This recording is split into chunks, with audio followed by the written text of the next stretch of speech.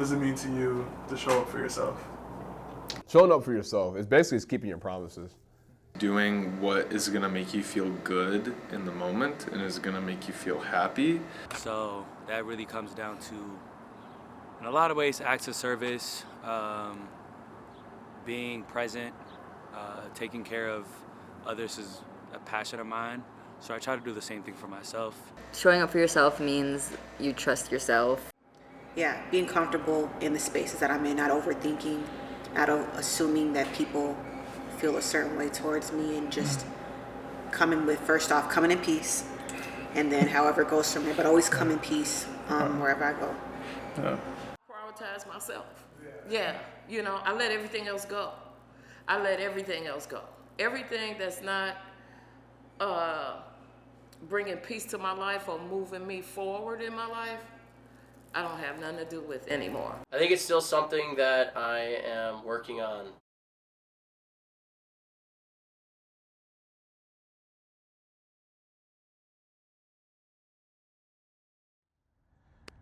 I have always had a hard time showing up for myself. Not in everything that I do. I'm able to go to the gym consistently. I do well at work and get promotions. I'm able to take on huge responsibilities without a lot of hesitation.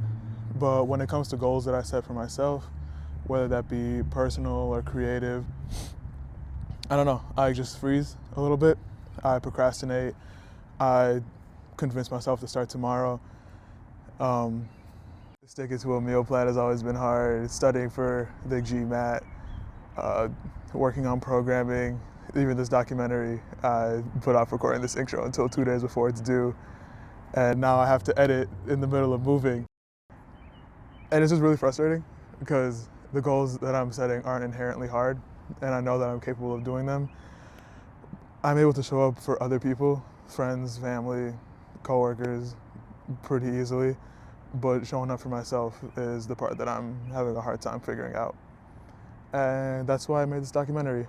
I took the time to talk to friends, classmates, instructors, see what it means for them to show up for themselves, what struggles that they face in doing so, and what do they do to power through and stay consistent on the days where they really don't want to.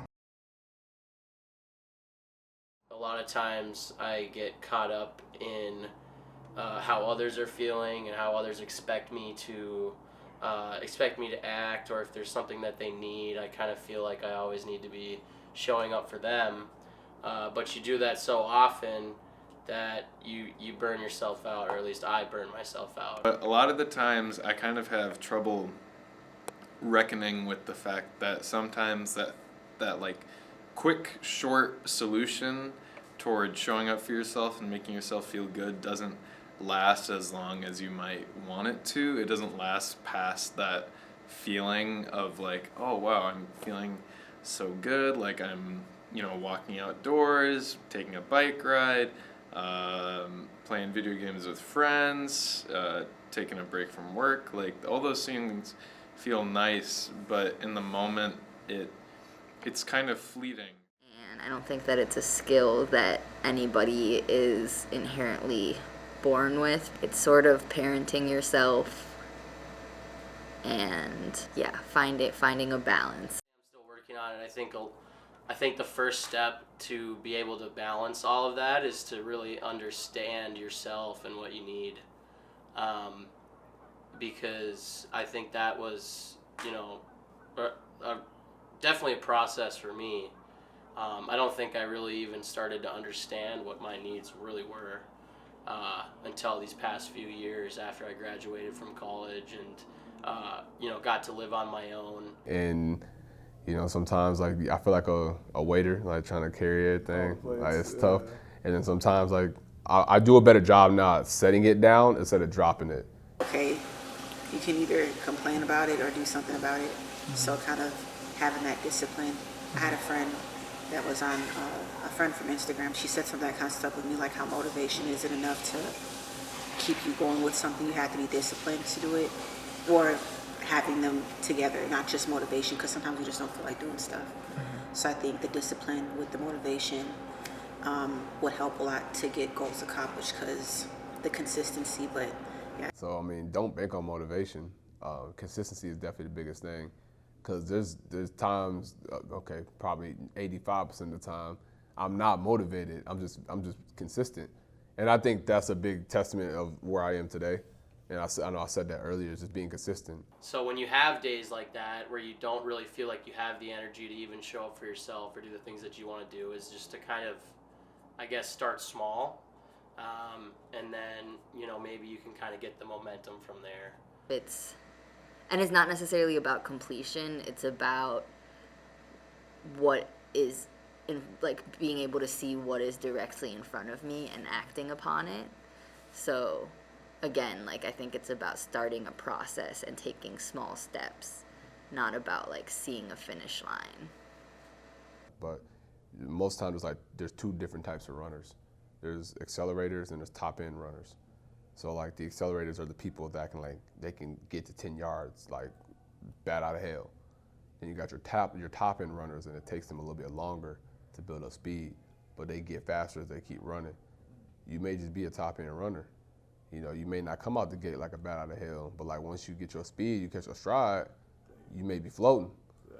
So don't worry about trying to be perfect and I gotta get to this in this amount of time. You may just have to like get you a nice build up, and now you in your stride. You should just feel obligated to make yourself feel happy and be able to feel free to do those things. Like why would you need to trade off suffering and like needing to stay extra long at work, or like needing to do like just putting yourself through extra steps before you get to that point where you feel like you can make yourself happy? Just do it. I think if we always stick in our comfort zone, we never really know what we're capable of doing. And I've been doing that more since I started just taking myself more seriously and the things that I want to do. I always used to talk myself out of doing stuff because I didn't see myself as being like more than what I could be. But like having to, if not being forced into the situations, just being like, just go for it. And You know, because everybody's got it in them. You know, you got to pull it out of yourself. You know, I know I'm great. I know I am, you know. So that's why like showing up for yourself is so big, because again, like I said, there's only one you, and if you don't build you up, you ain't gonna be able to do much. So that's why I think like that's so important, you know, showing up for yourself, because you deserve it. I'm at peace with myself, you know, and that's how I show up. I make sure that I get my spiritual intake every day, every morning, and I just make sure that I acknowledge the things that I could change, and I don't worry about things I can't change.